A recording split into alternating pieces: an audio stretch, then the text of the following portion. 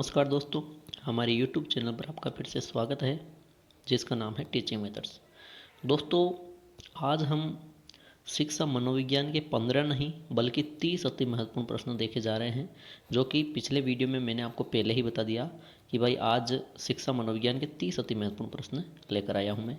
और ये कम से कम RBSC NCERT है ना, इसके अलावा जो धीर सिंह दाभाई की, वंदना जादौन जी की बुक है, तो कुल मिलाकर 4-5 बुक से बढ़िया जो एग्ज़ाम में आने वाले प्रश्न हैं वो तैयार किए गए हैं। तो देखिए, चलते हैं पहले प्रश्न पे। पहला प्रश्न है दोस्तों, बहुत ही अच्छे प्रश्न है। पहला प्रश्न है, बौद्धिक दांतों का विकास किस अवस्था में होता है? अब देखिए, पढ़कर ही आपको आश्चर्य होगा कि भाई ऐसे प्रश्न आ गए कहाँ से, है ना। तो देखिए, बौद्धिक दांतों का जो विकास है किस अवस्था में होता है, तो आपको बता दूं, ये जो बौद्धिक दांत है वो बौद्धिक दांतों की कुल संख्या अगर पूछे कितनी होती है, तो दोस्तों बौद्धिक दांतों की संख्या होती है 4। ठीक है, और नाम से पता चल गया कि बुद्धि वाले दांत। ठीक है, बुद्धि वाले दांत संख्या 4 होती है। और ये किस अवस्था में होते हैं दोस्तों?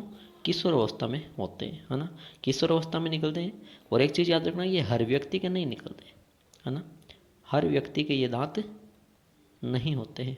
ठीक है, हर व्यक्ति के दांत नहीं होते हैं, ये किसी किसी के निकलते हैं। किशोरावस्था में 4 दांत। इससे पहले आपको बता दूं, जो बाल्यावस्था है वहाँ बाल्यावस्था के अंत तक है व्यक्ति में 27 या 28 दांतों तो आ जाते हैं। ठीक है, 27-28 दांत बाल्यावस्था तक आ जाते हैं, जबकि किशोरावस्था में 4 दांत और निकलते हैं, जिन्हें बौद्धिक दांत कहा जाता है।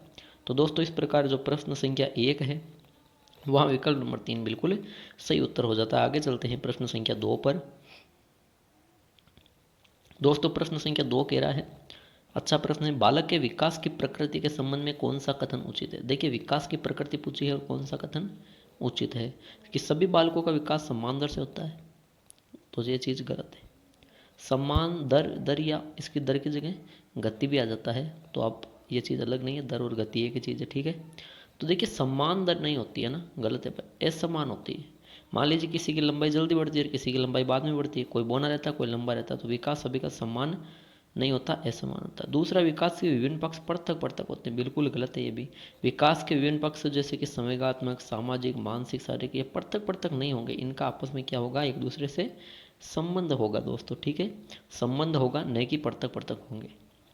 फिर ये विकास आनुवंशिक वातावरण की अंत्यक्रिया का परिणाम है, तो ये बिल्कुल सही कथन है ना, कि विकास आनुवंशिकी, यानी कि बताया था आपको, याद है पिछले वीडियो देख लेना, डिस्क्रिप्शन में लिंक दे रखा, उसमें मैंने बताया कि आनुवंशिकी, गुणनफल, वातावरण, ये सूत्र बराबर बराबर विकास, ये सूत्र किसने दिया?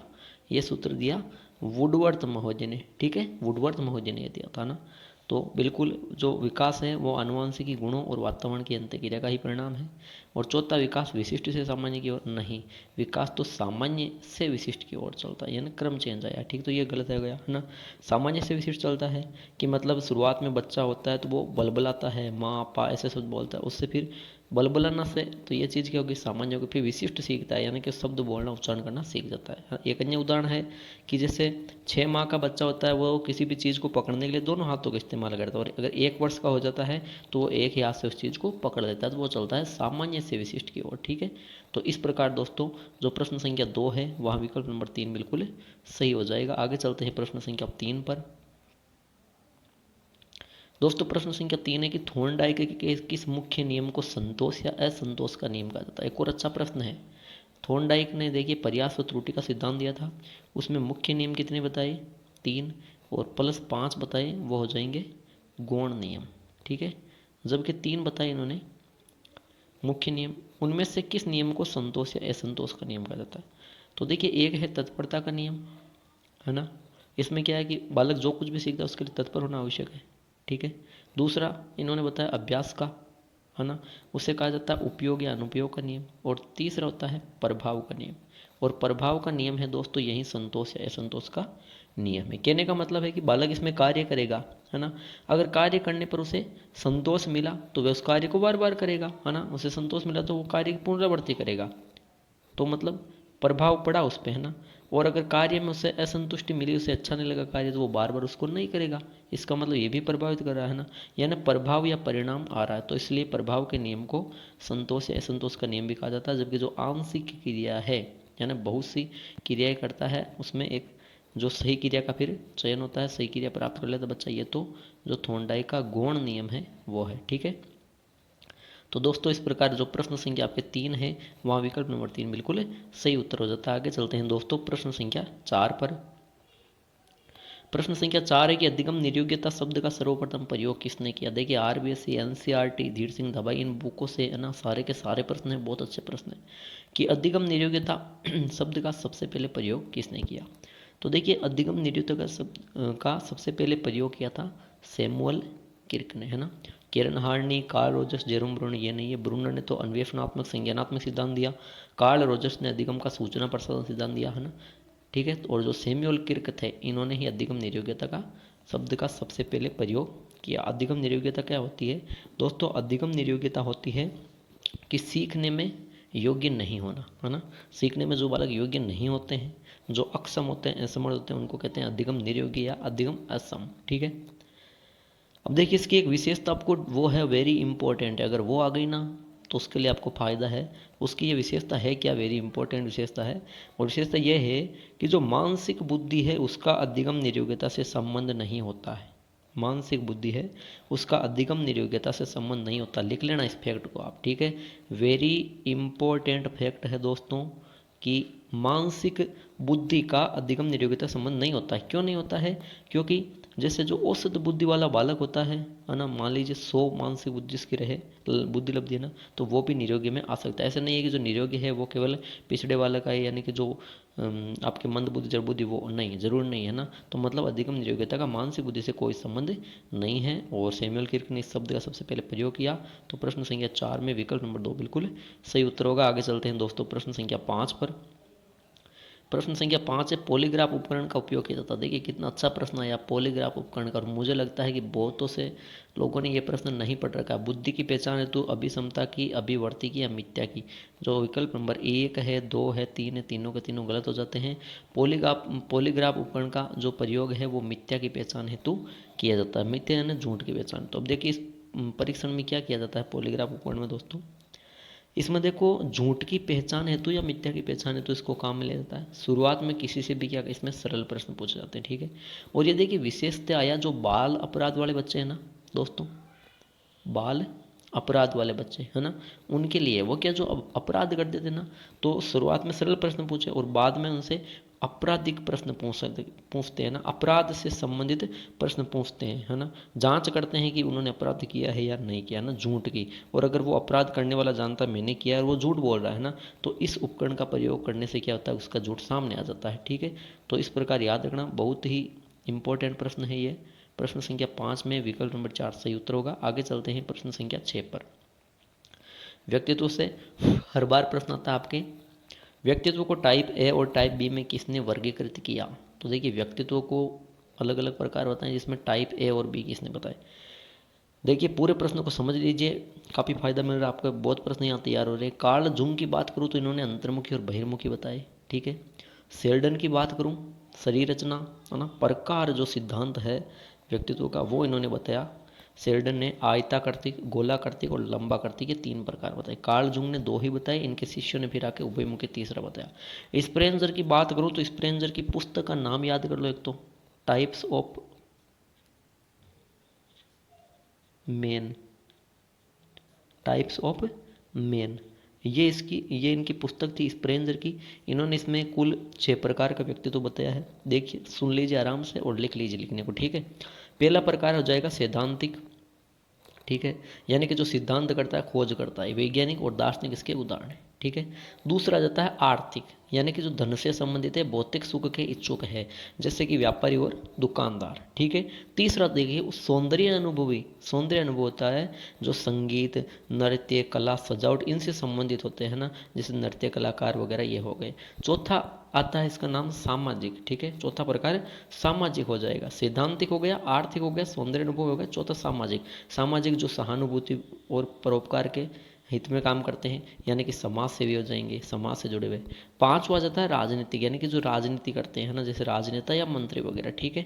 और अंतिम आ जाता है धार्मिक, यानी कि जो देवीय शक्ति से डर रखते हैं, भगवान में विश्वास करते हैं, आस्तिक होते हैं, जैसे संत और पुजारी, ये होते हैं धार्मिक। तो दोस्तों एक बार वापस बता देता हूँ, स्प्रेंजर ने टाइप्स ऑफ मैन में 6 प्रकार के व्यक्तित्व के प्रकार बताए। पहला है सैद्धांतिक, दूसरा है आर्थिक, तीसरा है सौंदर्यानुभवी, चौथा है सामाजिक, पांचवा है राजनीतिक और छठा है धार्मिक, ठीक है। तो ये तो थे स्प्रेंजर के। अब बात आई है कि टाइप ए और बी किसने दिया, तो टाइप ए और बी दिया है फ्रीडमैन और रोजनमैन ने, ठीक है। किसने दिया, फ्रीडमैन और रोजनमैन ने। टाइप ए की विशेषता क्या है, बी की विशेषता क्या है, वो देख लेते हैं। देखिए ए को आप मान लीजिए कि ये तो गलत है, जो टाइप ए है वो गलत लड़का है और टाइप बी है वो अच्छा लड़का है, ठीक है। अब कैसे याद रखोगे, अब जो गलत है वो क्या करेगा, उसके संवेग ए स्थिर रहेगा ना, वो संवेगों पर नियंत्रण नहीं रख पाएगा। बी अच्छा है तो संवेगों में स्थिर रहेगा, संवेग पर नियंत्रण करेगा ना। ये गलत है, इसका मतलब ये क्रोध करता है। टाइप ए वाले लोग क्रोध करते हैं और जो टाइप बी होते हैं वो शांत स्वभाव के होते हैं। टाइप ए वाले कुसमायोजित होंगे, है ना, कुसमायोजित होंगे, और जो टाइप बी है वो समायोजित प्रकार के होते हैं ना। ये उदासीन होते हैं, है ना, हर बार क्या सोचते रहते हैं, बस बैठे हुए चिंता करते रहते हैं ना, बिना वजह के काम नहीं करते, चिंता करते हैं, उदासीन रहते हैं, आलसी रहते हैं। टाइप बी वाले अपने ही मदमस्त होते हैं, जो भी लक्ष्य निर्धारित करते हैं उसे पूरा ही करते हैं ना, ये चीज़ है। तो ये टाइप ए और टाइप बी जो व्यक्तित्व के प्रकार है दोस्तों, ये फ्रीडमैन और रोजनमैन ने बताए थे। इस प्रकार दोस्तों प्रश्न संख्या जो 6 है वहाँ विकल्प नंबर 4 बिल्कुल सही उत्तर हो जाता है। आगे चलते हैं प्रश्न संख्या 7 पे दोस्तों। प्रश्न संख्या 7 है कि वे क्षमताएं जो व्यक्ति के व्यवहार के भावात्मक पक्ष, संबंधित किससे, व्यक्ति के व्यवहार के भावात्मक पक्ष या भावनाओं से। अब देखिए आपको पता है इनसे संबंधित होती है वो कौन सी कहती है। भाव का जो संबंध है वो रहता है दोस्तों हृदय से, किससे रहता है, हृदय से, है ना। तो देखिए संज्ञानात्मक क्षमता ये तो मस्तिष्क से संबंधित होती है, क्रियात्मक ये हाथ से होगी, और जो व्यवहारात्मक है वो हम अपने दैनिक व्यवहार में करते हैं ना, तो ये हट जाएगी। बच्चे कौन सी, संवेगात्मक। भाई संवेग है हमारे तभी तो हमारी मतलब भावनाएं होती है, भावनाएं क्या, संवेग ही है। तो जो भावनात्मक पक्ष या भावना संबंधित जो क्षमताएं हैं दोस्तों वो संवेगात्मक क्षमताएं ही कहलाती है। इस प्रकार जो प्रश्न संख्या 7 है दोस्तों वहाँ विकल्प नंबर 2 बिल्कुल सही उत्तर हो जाता है। आगे चलते हैं प्रश्न संख्या 8 में। एक और अच्छा प्रश्न और शानदार प्रश्न का कलेक्शन है यहाँ पे, देखिए। 8वां प्रश्न है कि किसका कहना है कि बालक का दायां हाथ का होना ईश्वरीय देन है। बहुत अच्छा प्रश्न है ना। बालक का दायां हाथ है तो वो ईश्वरीय देन किसने कहा, तो दोस्तों ये कथन अरस्तु जी ने कहा। किसने कहा, अरस्तु जी ने कहा था कि बालक का दायां हाथ का होना ईश्वरीय देन है। तो ये तो एक प्रश्न बना, एक से क्या होगा, और प्रश्न बनाते। देखिए मैकेंजी ने यहाँ पे कुछ नहीं कहा, है ना। वाटसन का भी कहना है और हिल्ड्रेथ का भी कहना है ना। वाटसन जी ने क्या कहा था, लिख लो, याद कर लो। वाटसन ने कहा कि बच्चे का बाएं हाथ का या दाएं हाथ का होना सामाजिक शिक्षण है। क्या कहा वाटसन ने, बच्चे का बाएं हाथ का होना या दाएं हाथ का होना वो क्या है, वो सामाजिक शिक्षण है दोस्तों, ये वाटसन ने कहा, ठीक है। हिल्ड्रेथ जी ने, महोदय ने क्या कहा, हिल्ड्रेथ ने कहा कि बालक जिस समाज में रहता है उसी के अनुसार हाथों का प्रयोग करता है। बालक जिस समाज में रहता है उसी के अनुसार हाथों का प्रयोग करता है, ये किसने कहा, ये हिल्ड्रेथ ने कहा, है ना। तो वाटसन, हिल्ड्रेथ और किसकी परिभाषा हो गई, हमारे अरस्तु जी के ना। यानी कि एक नहीं बल्कि यहाँ पे 3 हमारे हाथ के संबंध में जो गामक विकास, क्रियात्मक विकास है बालक का, वहाँ से प्रश्न बना है। तो 3 प्रश्न यहाँ पे तैयार हो रहे हैं, ये बेनिफिट आपको हमारा वीडियो देखने में, ठीक है। तो इस प्रकार दोस्तों प्रश्न संख्या जो 8 है वहाँ विकल्प नंबर 3 बिल्कुल सही उत्तर होगा। आगे चलते हैं दोस्तों प्रश्न संख्या 9 पर। अब आपको देखिए प्रश्न संख्या 9 ये भी आरबीएससी की बुक से उठाया हुआ है। दबाव का सामना करने में कौन सी तकनीक उपयोगी है। और इस बार ये बता रहे हैं कि भाई आरबीएससी या एनसीईआरटी बुकें हैं, ज़्यादा से ज़्यादा इनका शिक्षण करो। और इनके पीछे जो भी वस्तुनिष्ठ प्रश्न है दोस्तों वो हम सारे आपको यहाँ पे करवा देंगे। बस ये कि आप वीडियो देखना मत भूलिएगा ना, क्योंकि बाद में परीक्षा में ये प्रश्न आ गए तो फिर आपको दिक्कत होगी ना, इसलिए। तो देखिए 9वां प्रश्न पे चलते, दबाव का सामना करने में कौन सी तकनीक उपयोगी है ना। अब जानते हो दबाव, तनाव, है ना, कुंठा वगैरह ये होता है दबाव। अब ये आ गया तो इसका सामना करना है ना, इससे शांति पानी, तो कौन सी तकनीक उपयोगी है। तो देखिए ध्यान भी इसमें उपयोगी है ना। व्यक्ति ध्यान लगाएगा, अपना मन एकाग्र करेगा, है ना, दबाव से मुक्त हो जाएगा। व्यायाम भी करेगा, कसरत, अभ्यास, योग, है ना। तो दबाव कहते हैं ना भाई कि व्यायाम करो स्वस्थ रहो, है ना, मन में दबाव या किसी प्रकार की चिंता नहीं आएगी, ठीक है। और विश्रांति होती है विश्राम करना, मान लीजिए कोई थका हुआ है और उसको काम करना है ना, तो उस पर दबाव बनेगा, तो उस दबाव को रोकने के लिए विश्रांति भी अपनाता है। इसका मतलब है कि जो उपयुक्त सभी है दोस्तों, वो यहाँ पे बिल्कुल सही उत्तर हो जाता है। तो प्रश्न संख्या जो 9 है दोस्तों, वह विकल्प नंबर 4 सही होगा। आगे चलते हैं प्रश्न संख्या 10 पर। दोस्तों आपको पता है कि जो मनोविदलन, विकार, मनोरोग आपके है टॉपिक, तो देखिए बहुत ही अच्छा प्रश्न वहाँ से लेके आया हूँ, पिछले वीडियो में भी अच्छा प्रश्न था। देखिए ये यहाँ प्रश्न है कि बुलिमिया नर्वोसा एक रोग है जिसमें रोगी को क्या करना होता है। बुलिमिया नर्वोसा प्रश्न बहुत ही जो आपके हार्ड लेवल है, हाई स्टैंडर्ड के तैयार किए गए हैं। और ये देखिए 30 प्रश्नों का वीडियो है और मुझे नहीं लगता कि यहाँ पे कोई 20 प्लस कर देगा। ये रियलिटी है ना, मैं इसमें कोई मिथ्या वगैरह नहीं कर रहा हूँ, ये रियलिटी कि अगर इसमें जिसने 20 प्लस कर दिया ना, मैं गारंटी लेता हूँ उसका यहाँ पे सिलेक्शन पक्का है भाई, उसका सिलेक्शन पक्का होगा। आप मेरे से मिल लेना 20 प्लस जिसने इस वीडियो में कर दिए है ना, क्योंकि बहुत ही अच्छे क्वेश्चन है यहाँ पे। अब देखिए बुलिमिया नर्वोसा देखते हैं क्या है, ये रोग क्या होता है। तो देखिए दोस्तों, बुलिमिया नर्वोसा में भूख कम लगती है, प्यास अधिक लगती है, भूख अधिक लगती है, प्यास कम लगती है। तो देखिए यहाँ पे एक प्रश्न नहीं, दो प्रश्न बनाएंगे हम, है ना। एक तो होता है बुलिमिया नर्वोसा और दूसरा होता है दोस्तों एनोरेक्सिया नर्वोसा। याद रख लेना, एनोरेक्सिया नर्वोसा, ठीक है। अब बुलिमिया नर्वोसा में क्या होता है, बुलिमिया नर्वोसा में व्यक्ति को भूख अधिक लगती है, ठीक है। जो बुलिमिया नर्वोसा है इसे देखिए, फिर आप अब ये कहोगे कि सर आपने बताया बुलिमिया नर्वोसा भूख अधिक लगती है। अरे भूख अधिक लगती है, इसका मतलब क्या है, इसका मतलब है कि सुधा अतिशयता, अगर वहाँ आ गया कि सुधा अतिशयता की बीमारी किस रोग से संबंधित है, बुलिमिया नर्वोसा ही करना है। यानी सुधा को क्या कहते हैं, भूख, और अतिशयता यानी ज़्यादा कर लेता है। कभी कभार क्या होता है, व्यक्ति है ना हद से ज़्यादा है ना जो भोजन कर लेता है, और है ना इसे ईटिंग डिसऑर्डर भी कहते हैं, नाम याद रखना, इसे ही ईटिंग डिसऑर्डर भी कहते हैं इसको ना, और सुधा अतिशयता भी कहते हैं, इसे बुलिमिया नर्वोसा भी कहते हैं। फिर ज़्यादा भोजन करता है तो या तो दवाओं के माध्यम से उल्टी करता है, दवाओं के माध्यम से बाहर निकालता है, या उल्टी करके बाहर निकालता है, ठीक है। ये तो वह बुलिमिया नर्वोसा। अब आ जाएगा दोस्तों एनोरेक्सिया नर्वोसा। एनोरेक्सिया नर्वोसा इसमें होता है सुधा का अभाव, भोजन का अभाव। एक चीज़ के लिए सॉरी, ये जो ईटिंग डिसऑर्डर है ना, वो एनोरेक्सिया नर्वोसा है, ठीक है। सॉरी, क्योंकि गलती तो हो जाती है। अब जो ईटिंग डिसऑर्डर है ये एनोरेक्सिया से संबंधित है, ठीक है। इसको आप बुलिमिया नर्वोसा मत करना, क्योंकि उसमें अतिशयता होती है। ईटिंग डिसऑर्डर मतलब भोजन में कमी। तो देखिए कभी कभार व्यक्ति क्या करता है, अच्छी तरह से समझ लेना, एनोरेक्सिया नर्वोसा इस प्रकार का एकाध प्रश्न मनोविज्ञान का आपके जरूर आएगा। अब देखिए एनोरेक्सिया नर्वोसा में दोस्तों विशेषतः तो लड़कियां, ठीक है, विशेषतः इसके जो मरीज होते हैं वो लड़कियां होती हैं ना। क्या है कि लड़कियां वजन कम बढ़ने के उपाय करती है, और वजन कम बढ़ने के लिए वो क्या करती है, भोजन कम करती है ना। इससे कभी कभार मृत्यु तक का भी मामला जा सकता है, ठीक है। तो ये होता है एनोरेक्सिया नर्वोसा, यानी भूख कम करना, है ना, यानी खुद ही करते हैं भूख कम। और बुलिमिया नर्वोसा में क्या होता है, भोजन ज़्यादा कर लेना, ठीक है। इस प्रकार दोस्तों जो प्रश्न संख्या 10 है वहाँ विकल्प नंबर 3 बिल्कुल सही उत्तर हो जाता है। आगे चलते हैं प्रश्न संख्या 11 पर। दोस्तों प्रश्न संख्या 11 है कि बुद्धि तार्किक चिंतन है, उक्त परिभाषा किसने दी थी। आप कहोगे कि सर ये तो नॉर्मल क्वेश्चन है ना। अरे नॉर्मल तो है, लेकिन यहाँ पे आपके कितने प्रश्न तैयार हो रहे हैं परिभाषा से समझ। आपको खुद को पता है कि सभी बच्चे डर रहे हैं, कौन सी परीक्षा कौन सी जो परिभाषा है वो एग्जाम में आएगी, है ना। परिभाषा वहीं एग्जाम में आएगी, आप रट लो। अधिगम टॉपिक की, विकास की, बुद्धि की, समायोजन की, ये जो परिभाषाएं हैं ना कुछ टॉपिकों की, वो बस रट लो अच्छी तरह, वहीं आएगी और उनमें से आप कर दोगे ना। वो परिभाषाएं मैं बहुत ज़्यादा आपको डेली सॉल्व कराता हूँ साइको के वीडियो में, तो उसका 1 या 2 प्रश्न जरूर आएगा, किसका, परिभाषाओं का, ठीक है। अब वो बुद्धि की भी हो सकती है, किसी की भी हो सकती है, ठीक है। तो देखिए यहाँ हम पढ़ रहे हैं बुद्धि की, एक प्रश्न नहीं बल्कि यहाँ पे 4 परिभाषाएं तैयार कराऊंगा। कैसे, देखिए बुद्धि तार्किक चिंतन है, ये किसने कहा, ये स्पीयरमैन ने कहा जी, है ना। ये राइट आंसर हो जाएगा इसका, कि बुद्धि तार्किक चिंतन है, उक्त परिभाषा किसने दी, स्पीयरमैन ने, ठीक है। टर्मन की देख लीजिए, टर्मन ने कहा कि अमूर्त विचारों के बारे में सोचने की योग्यता या क्षमता क्या है, बुद्धि है, ठीक है। ये टर्म ने कहा। बकिंगम ने कहा कि बुद्धि अधिगम करने की या सीखने की योग्यता है, अधिगम या सीखने की योग्यता है बुद्धि, ये कहा बकिंगम ने, ठीक है। स्पीयरमैन ने क्या कहा, तार्किक चिंतन है। टर्मन ने कहा अमूर्त है, यानी बुद्धि अमूर्त विचारों के बारे में सोचने की योग्यता है। और बकिंगम ने कहा कि बुद्धि अधिगम करने की योग्यता है। जबकि जो वुड्रो है, कौन, वुड्रो, वुड्रो ने कहा कि बुद्धि ज्ञान का अर्जन करने की क्षमता है, ज्ञान अर्जन करने की क्षमता है, ये वुड्रो ने कहा। यहाँ पे 4 परिभाषाएं बन गई है, ठीक है। तो दोस्तों इस प्रकार जो प्रश्न संख्या 11 है, वहाँ विकल्प नंबर 1 बिल्कुल सही उत्तर हो जाएगा। आगे चलते हैं प्रश्न संख्या 12 में।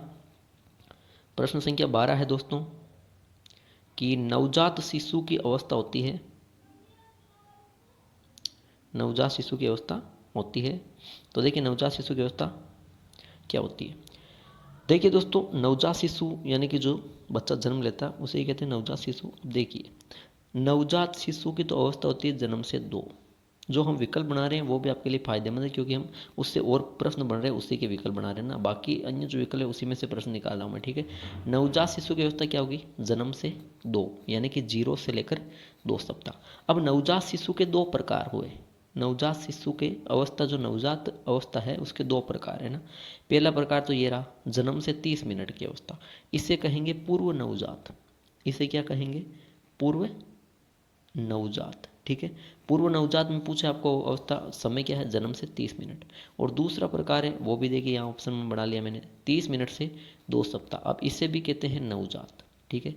अब मान लो परीक्षा में आ गया कि नवजात शिशु की अवस्था क्या है, अब ऑप्शन में ये भी आ जाएगा, ये भी नवजात और ये भी, इसका भी नवजात। इसका तो 1 नंबर है और इसका क्या है, इसका 3 नंबर। अब आप कौन सी करोगे दोस्तों, आप ये करना, ठीक है। नवजात की पूछी है, ये करना। अब पूछे नवजात का दूसरा प्रकार, नवजात ही बोलते हैं उसको, उसके 30 मिनट से 2 सप्ताह होगा, ये यहाँ पे संबंधित नहीं है, ठीक है। तो इस प्रकार जो प्रश्न संख्या 12 है दोस्तों, वह विकल्प नंबर 1 बिल्कुल सही उत्तर हो जाता है। आगे चलते हैं प्रश्न संख्या 13 पर।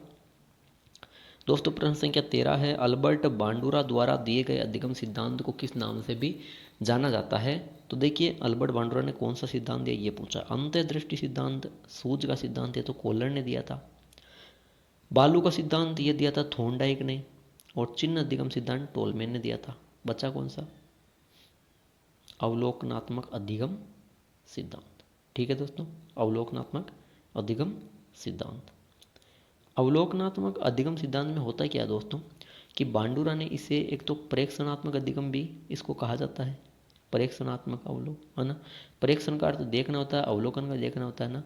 और इसे अनुकरणात्मक भी कहा जाता है, इसे ही मॉडलिंग सिद्धांत भी कहा जाता है, ठीक है। मॉडलिंग सिद्धांत, अनुकरण सिद्धांत, प्रेक्षणात्मक और अवलोकन अधिगम सिद्धांत, है ना, अल्बर्ट बांडुरा के सिद्धांत को। इसमें क्या इन्होंने ये बताया कि बालक है वो जो कुछ भी करके सीखता है तो वो अनुकरण के माध्यम से सीखता है। किसके माध्यम से सीखता है, अनुकरण के माध्यम से सीखता है, यानी किसी को देख कर सीखता है, किसी को अवलोकन करके सीखता है। इससे सामाजिक अधिगम का सिद्धांत भी इन्होंने कहा, क्योंकि देख के कहाँ से सीखेगा, अपने समाज से ही तो सीखेगा, तो सामाजिक अधिगम सिद्धांत भी कहा, है ना। देख लो इसके कितने उपनाम है, ये भी याद रख लेना। तो इस प्रकार दोस्तों प्रश्न संख्या 13 है, वहाँ विकल्प नंबर 2 बिल्कुल सही उत्तर हो जाता है। चलते हैं प्रश्न संख्या 14 पर। दोस्तों व्यक्तित्व का आया, व्यक्तित्व के निष्पादन परीक्षण विधि के प्रवर्तक कौन है। तो देखिए हरमन रोडसा नहीं है, क्योंकि इन्होंने हरमन रोडसा शाही दब्बा परीक्षण दिया। जेल मोरेनो इन्होंने समाज मिति विधि दी थी। और लियोपार्ड बेलक थे, उन्होंने तो सीएट दिया था, केट, ठीक है, ये दिया था। तो ये तीनों तो नहीं है, बल्कि देखिए एक नाम आता मैं और हार्टसोर्न का। मैं और हार्टसोर्न ये 2 मनोवैज्ञानिक थे जिन्होंने व्यक्तित्व के निष्पादन परीक्षण विधि का प्रतिपादन किया, इनके प्रवर्तक कहलाए, है ना। अब देखिए निष्पादन परीक्षण है क्या, ठीक है, इसके बारे में पढ़ते हैं। तो देखिए निष्पादन परीक्षण में ईमानदारी का गुण मापा जाता है। हालांकि व्यक्तित्व की ईमानदारी का गुण मापा जाता है, और इसमें वैयक्तिक विभिन्नताओं की व्यावहारिक विधि से कहा जाता है, क्योंकि सब में ईमानदारी अलग अलग होती है ना। वैयक्तिक विभिन्नताओं की व्यावहारिक विधि है, यह होती है निष्पादन परीक्षण विधि, और इसके प्रवर्तक कौन है, मैं और हार्टसोन, ये व्यक्तित्व की विधि, ठीक है। तो इस प्रकार प्रश्न संख्या जो 14 है दोस्तों, वहाँ विकल्प नंबर 4 बिल्कुल सही उत्तर हो जाता है। आगे चलते हैं प्रश्न संख्या 15 पर। दोस्तों प्रश्न संख्या 15 अच्छा प्रश्न है, और आपको पता है कि आपके नया टॉपिक जोड़ा है ना, चिंतन और अधिगम, है ना। तो वहाँ से प्रश्न उठाया है, तर्कना, तो ये चीज़ है वहाँ से ना, तर्क चिंतन, ये नए टॉपिकों से प्रश्न उठाए हैं। प्रश्न बहुत ही अच्छा है, देखिए देखने से पता चलेगा, और ऐसे ही प्रश्न आने वाले आपको बताए। यदि राम से कहा जाए कि 10 में से 4 घटाने पर क्या उत्तर आएगा, राम इस समस्या को हल करने के लिए चिंतन का सहारा लेता है। उपर्युक्त कथन में निहित चिंतन का उदाहरण क्या है, सर्जनात्मक चिंतन, अभिसारी चिंतन, आलोचनात्मक चिंतन या अपसारी चिंतन। तो देखिए इन सभी के बारे में थोड़ा थोड़ा पढ़ लेते हैं।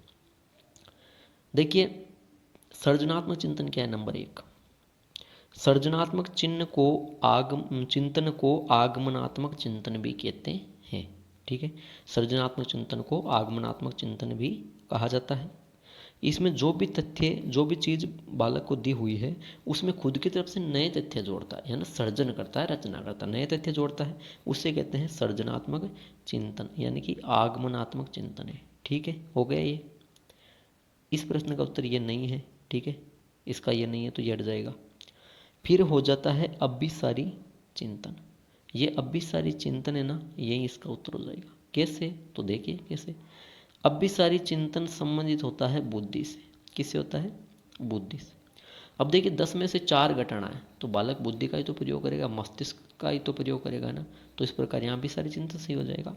अभी सारी जो चिंतन है इसे निगमनात्मक चिंतन भी कहते हैं। आगमनात्मक चिंतन किसे कहते हैं? सर्जनात्मक को अभिसारी को कहते हैं निगमनात्मक चिंतन कहा जाता है। बुद्धि का प्रयोग किया जाता है। बस इसमें याद रखना कि समस्याएं अनेक होती है लेकिन हल एक होता है। अभिसारी चिंतन में, सुन लो अच्छी तरह, अभिसारी चिंतन में समस्या अनेक किंतु हल एक होता है। ठीक है, यह है अभिसारी चिंतन। आगे चलते आलोचनात्मक चिंतन। व्यक्ति जब गुण दोष के बारे में चिंतन करता है तो वो आलोचनात्मक चिंतन कहलाता है ना, ये भी नहीं। और अब अपसारी चिंतन क्या होता है? अपसारी चिंतन जब व्यक्ति कल्पनाशीलता का प्रयोग करता है और अपनी सृजनात्मक शक्ति का प्रयोग करता है तो वो है अपसारी। अभिसारी का संबंध बुद्धि से और अपसारी का संबंध सृजनात्मकता या कल्पनाशीलता से ना।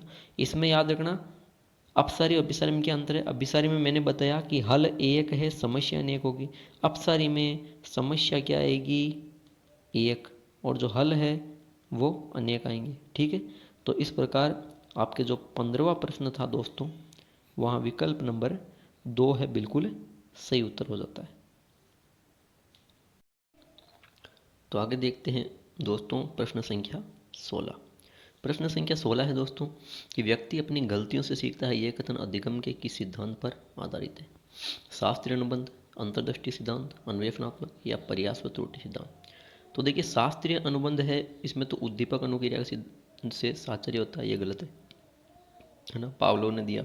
अंतर्दृष्टि सिद्धांत दिया कोहलर ने, इसमें क्या होता है कि सूझ का सिद्धांत कहा जाता है ना, यानी आकस्मिक ही सूझना वही अधिगम होता है। अन्वेषणात्मक संज्ञानात्मक सिद्धांत खोज से संबंधित जेरोम ब्रूनर ने दिए, तीनों गलत है, जबकि इसका सही उत्तर हो जाएगा प्रयास व त्रुटि का सिद्धांत। प्रश्न में पूछा कि व्यक्ति अपनी गलतियों से सीखता है, यानी बार बार व्यक्ति क्या करेगा? प्रयास करेगा, है ना। प्रयास करेगा तो उसमें भाई त्रुटि भी होगी, है ना, और त्रुटि करते करते ही वो अंत में क्या होगा? एक बार सफल हो जाएगा, यानी गलतियों से सीख लेता। तो यह कथन अधिगम के किस सिद्धांत पर आधारित है? प्रयास व त्रुटि सिद्धांत से। और ये किसने दिया? थॉर्नडाइक ने दिया था, याद रखना। और इसके अलावा आपको बता दूँ, इसमें थॉर्नडाइक ने बिल्ली पे प्रयोग किया था। ठीक है, इसमें 3 तो मुख्य नियम दिए उसने और 5 गौण नियम दिए थे थॉर्नडाइक ने। ठीक है, तो इस प्रकार जो प्रश्न संख्या 16 है दोस्तों वहाँ विकल्प नंबर 4 बिल्कुल सही उत्तर हो जाता है। आगे चलते हैं दोस्तों प्रश्न संख्या 17 पर। प्रश्न संख्या 17 है कि शैक्षिक प्रक्रिया में मुख्य तत्व क्या है?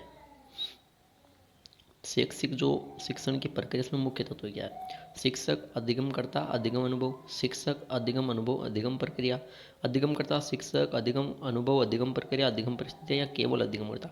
तो देखिए आपको पता है कि जो शिक्षण की प्रक्रिया होती है ना, तो उसमें देखिए एक तो सबसे पहले अधिगमकर्ता जरूरी है ना, जो कि यहाँ दूसरे विकल्प में अधिगमकर्ता है ना, सीखने वाला, यानी कि जो बालक है वो है ही नहीं, तो ये हट गया।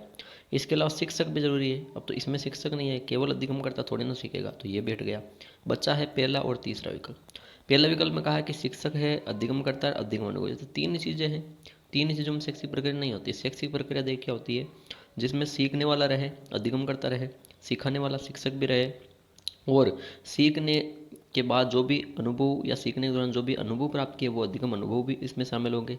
और अधिगम की प्रक्रिया, सीखने की प्रक्रिया कैसी है ना, यानी उसमें कौन सी विधियाँ, कौन सी तकनीक अपनाते हैं, किस प्रकार पढ़ाई, जैसे अधिगम प्रक्रिया हो जाती है तो ये भी होगी इसमें।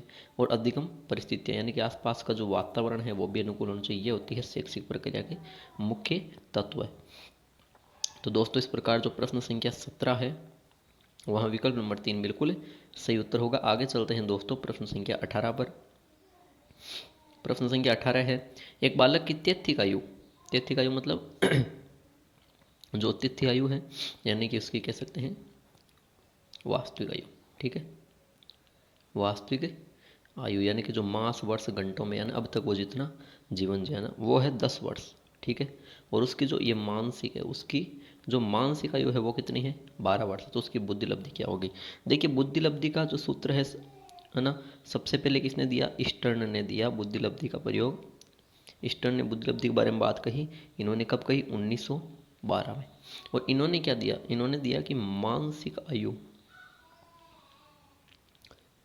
आयु बट्टा वास्तविक आयु, ये दिया था ईस्टर्न ने, है ना। और बाद में इंटू 100 कर दिया 1916 में, किसने, टर्मन महोदय ने, ठीक है। टर्मन ने इंटू 100 कर दिया, है ना।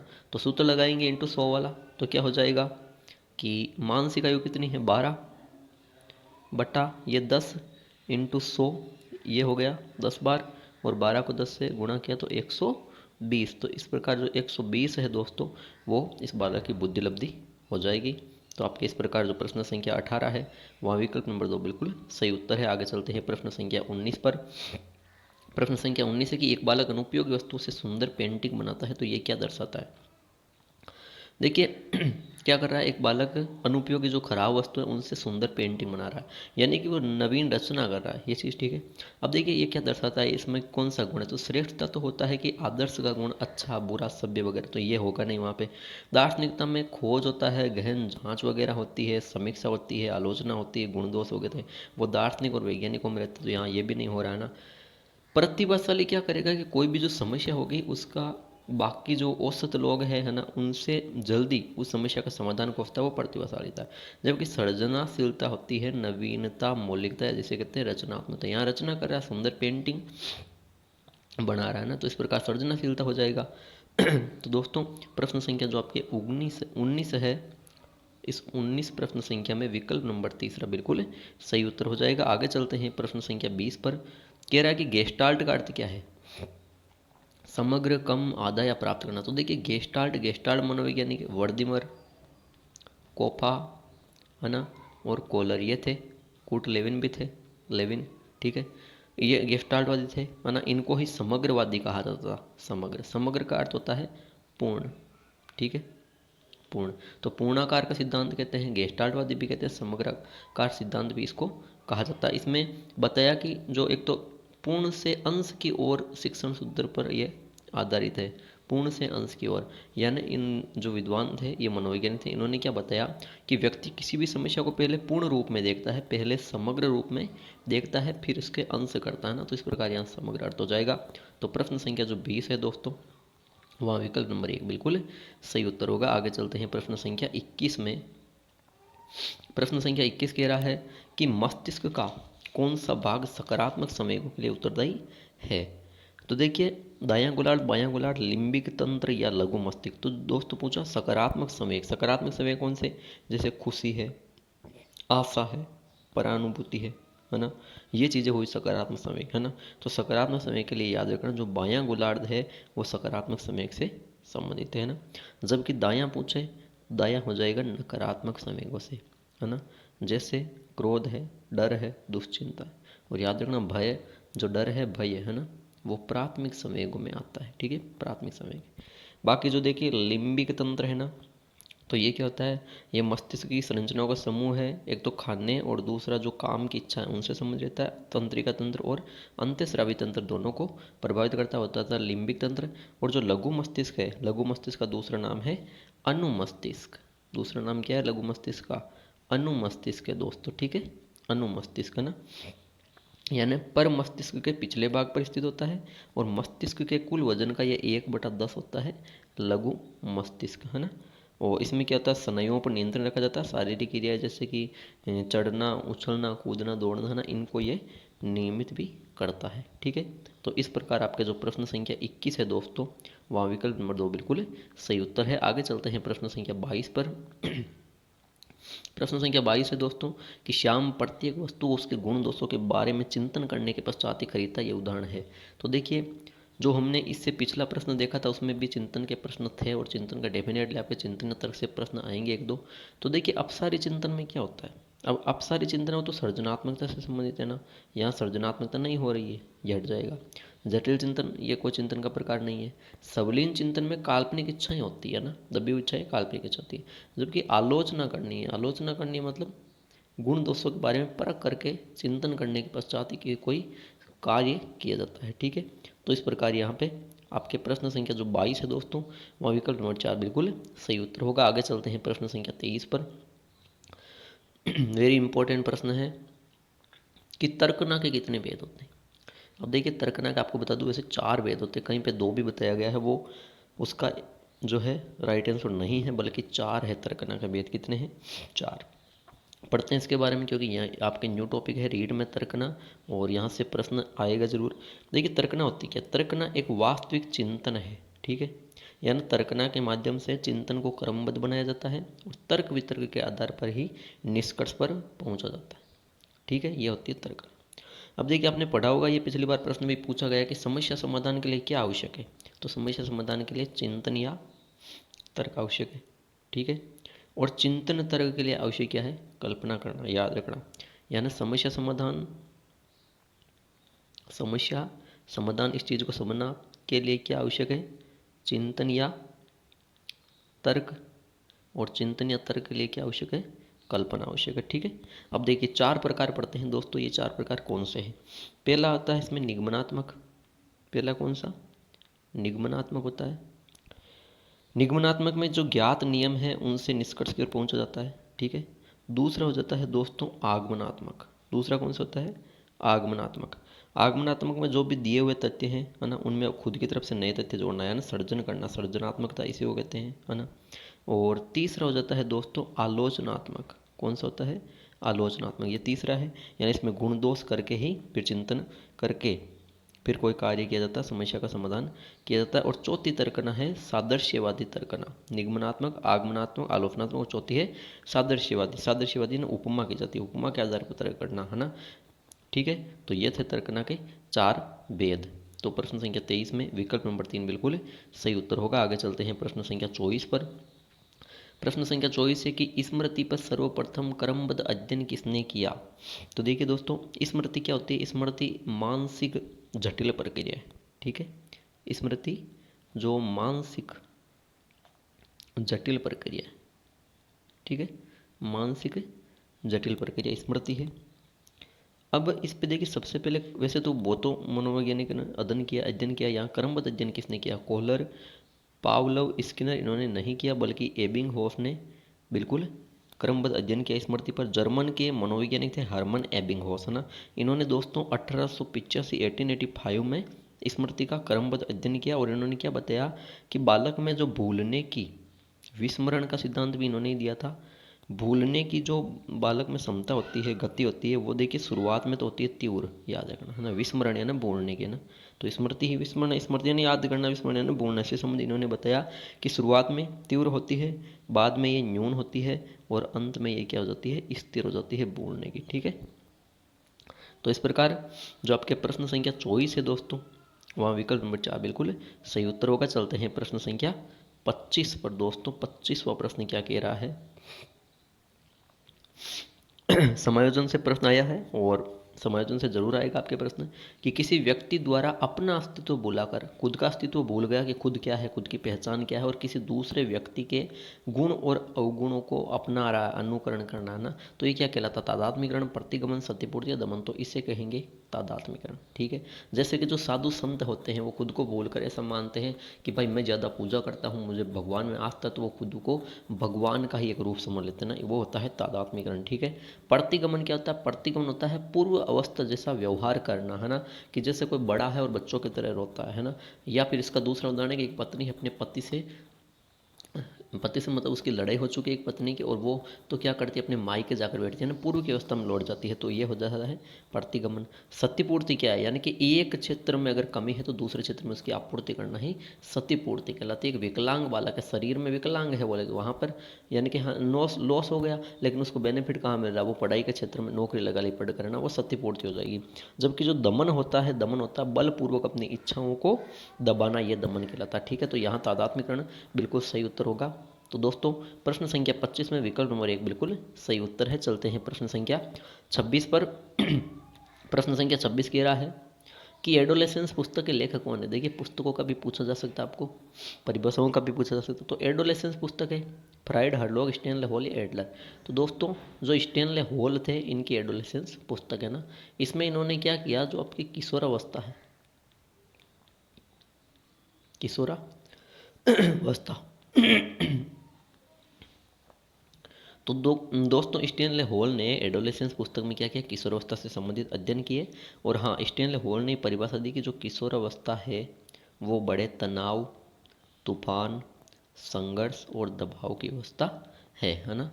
तनाव, तूफान, संघर्ष, दबाव का काल है, ये स्टेनले हॉल ने ही परिभाषा दी थी। ठीक है दोस्तों, इस प्रकार आपके जो प्रश्न संख्या 26 है वहाँ विकल्प नंबर 3 बिल्कुल सही उत्तर हो जाता है। आगे चलते हैं प्रश्न संख्या 27 पर। प्रश्न संख्या 27 है कि कोलबर्ग के अनुसार, ठीक है, कोलबर्ग के अनुसार कौन सा चरण नैतिकता की अनुपस्थिति को दर्शाता है, नैतिकता जिसमें नहीं रहती। तो देखिए पहले क्या रखा है, प्री कन्वेंशनल, फिर कन्वेंशनल या पोस्ट कन्वेंशनल, है ना। तो देखिए जो प्री कन्वेंशनल है ना, इसकी आयु होती है 4 से 10, और कन्वेंशनल जो स्तर है उसकी होती है 10 से 13, और पोस्ट कन्वेंशनल हो जाएगा 13+। ठीक है, उपयुक्त सभी यहाँ पे हट जाएगा। अब इनमें पूछा नैतिकता की अनुपस्थिति किसमें नहीं रहती है ना। देखिए नैतिकता कब आएगी, जब बालक बड़ा हो जाएगा, समझ जाएगा ना, 13+ में आ जाती है, ये ठीक है ना। और 13-10 ये भी हो जाएगा। लेकिन जो परिकन्वेंशनल है यानी ये तो शेषावस्था और बाल्यावस्था के बीच का समय है, तो यहाँ पे बालक में नैतिकता नहीं होती, नैतिकता की अनुपस्थिति होती है। तो इस प्रकार जो प्रश्न संख्या 27 है वहाँ विकल्प नंबर 1 बिल्कुल सही उत्तर है। आगे चलते हैं प्रश्न संख्या 28 में। प्रश्न संख्या 28 है कि विश्व की पहली मनोवैज्ञानिक प्रयोगशाला की स्थापना किसने की, गाल्टन, पेस्टोलॉजी, विलियम वुंट या कैटल। तो देखिए दोस्तों विश्व की जो पहली मनोवैज्ञानिक प्रयोगशाला है वो 1879 में जर्मनी के लिपजिंग शहर में खोली गई थी, आपको पता है ना, लिपजिंग शहर में। और वो किसने खोली थी, विलियम वुंट ने खोली थी। ठीक है, विलियम वुंट ने विश्व की पहली मनोवैज्ञानिक प्रयोगशाला 1879 में लिपजिंग शहर है जर्मनी का, वहाँ पे खोली थी। और इसीलिए इनको प्रयोगात्मक मनोविज्ञान का जनक कहा जाता है दोस्तों, विलियम वुंट को प्रयोगात्मक मनोविज्ञान का जनक। तो इस प्रकार आपके प्रश्न संख्या 28 में विकल्प नंबर 3 बिल्कुल सही उत्तर है। चलते हैं प्रश्न संख्या 29 पर। प्रश्न संख्या 29 है कि जब व्यक्ति असफलता को दुख और पीड़ा को बलपूर्वक भूलने का प्रयास करता है, न भूलना चाहता फिर भी भूलना चाहता है ना, मतलब उसका इच्छा नहीं हो रही कि इसे भूला जाए लेकिन वो बलपूर्वक भूलेगा, तो ये चीज़ क्या हो गई, तो ये चीज़ हो गई दोस्तों दमन कहलाएंगे, इसे क्या कहेंगे हम, दमन कहेंगे। बाकी जो प्रक्षेपण होता है, प्रक्षेपण में तो दूसरों पर आरोप थोपे जाते हैं। तादात्म्यकरण में अपनी जो पहचान है वो भूलकर दूसरों की पहचान को अपनाना होता है। और प्रतिगमन में होता है पूर्व अवस्था जैसा व्यवहार। ठीक है, तो इस प्रकार प्रश्न संख्या जो 29 है वहाँ विकल्प नंबर 4 बिल्कुल सही हो जाता है। आगे चलते हैं प्रश्न संख्या 30 पर, जो कि आज का अंतिम प्रश्न है दोस्तों, कि उपलब्धि अभिप्रेरणा है। उपलब्धि अभिप्रेरणा का सिद्धांत किसने दिया, याद रखना, एटकिंसन और मैक्लीलैंड ने दिया था। एटकिंसन और मैक्लीलैंड ने उपलब्धि अभिप्रेरणा का सिद्धांत दिया, याद रखना क्या है ये। देखिए उपलब्धि अभिप्रेरणा ये व्यक्तिगत प्रकृति होती है इसकी, यानी कि हर व्यक्ति में होती है अलग अलग, है ना। और इसका लक्ष्य क्या होता है, उपलब्धि हासिल करना। ठीक है, कहने का मतलब उपलब्धि के लिए कार्य करने की प्रेरणा ही उपलब्धि अभिप्रेरणा कहलाती है ना। उपलब्धि पाने के लिए काम करने की अभिप्रेरणा उपलब्धि अभिप्रेरणा कहलाती है। तो देखिए बिना विचारे जल्दबाजी में कार्य करने की तो वो उपलब्धि नहीं होगी। सफलता सफलता को समान रूप से स्वीकार करने की तत्परता नहीं, यहाँ तो उपलब्धि प्राप्त करना है। सफलता से बच जाएंगे तो ये भी नहीं होगा, जबकि चुनौतीपूर्ण कार्य में डटे रहेंगे, क्यों, क्योंकि हमारा लक्ष्य क्या है, उपलब्धि प्राप्त करना है ना। तो चुनौतीपूर्ण कार्य में डटे रहने की प्रवृत्ति ही उपलब्धि अभिप्रेरणा कहलाएगी। तो आपके इस प्रकार दोस्तों प्रश्न संख्या जो 30 है वहाँ विकल्प नंबर 1 बिल्कुल सही उत्तर हो जाता है। तो दोस्तों ये थे शिक्षा मनोविज्ञान के टॉप 30 प्रश्न, जो कि RBSC NCERT प्लस बुकों से उनका कलेक्शन है ये। तो दोस्तों कमेंट बॉक्स में ज़रूर कमेंट कीजिए कि किसके 20+ या फिर 22+, 25+ स्कोर हो रहा है ना, वो कमेंट कीजिए, उनकी बिल्कुल अच्छी तैयारी है दोस्तों। तो आशा करता हूँ कि ये वीडियो आपको ज़रूर अच्छा लगा होगा। अगर हमारा वीडियो अच्छा लगा तो बिल्कुल इसे लाइक कीजिए, शेयर कीजिए और हमारे यूट्यूब चैनल को सब्सक्राइब कीजिए। ठीक है दोस्तों, धन्यवाद।